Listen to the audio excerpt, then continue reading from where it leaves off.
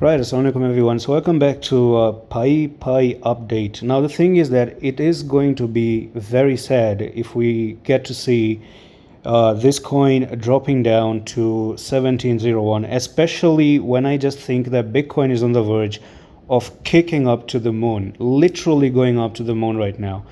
Because I think bull run is getting started this week alone itself. Things are heated up.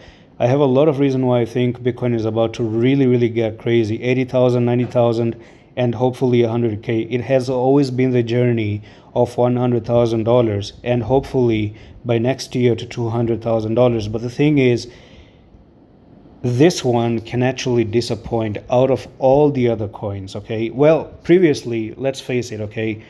It's not that it could not have been expected. Thing is, yes, if you come up to 4153, hold it up, you push up even higher. Now let's say for some reason we do see that, okay? Anything can happen in crypto, by the way. I'm just telling you a pattern which is rising wedge, and it actually shows a move down. And by the way, let me give you a reference, right? Let's go and search in Google.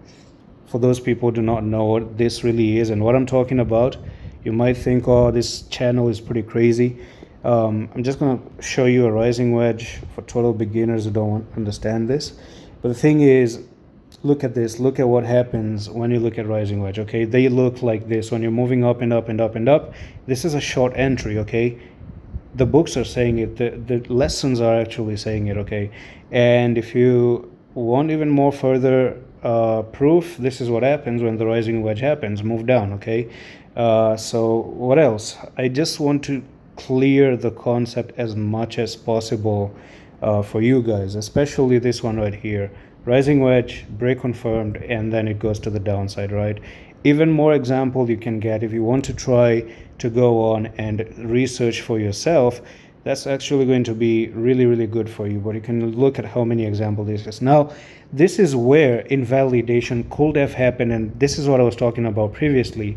Yes, you had a rising wedge, but you end up breaking above it, and then you moved higher. Now, if you still broke down like this and you go back up and break above the wedge itself, that's also going to move higher. Now, can this happen that, yes, you've broken down, but perhaps just move back up, take all the stop loss, make us think that, yes, you're going to fall down, and this is going to result in something known as fake out, okay? So fake out, as the name suggests, you go down, you fake it out, and then you go back up. And you break above 4158, and then you move even higher. And the next impulsive move, we can take the fibs and we can try to see where we go. So from there to there, this is going to be 4921 if you end up breaking 4158. And then you have yourself a trading opportunity, which is going to be another further 18% move to the upside. Otherwise, if this does not happen, then my friend, get ready for the ticket and the destination of 1701. And that's all for the video. I'm going to see you the next one. Allah Hafiz.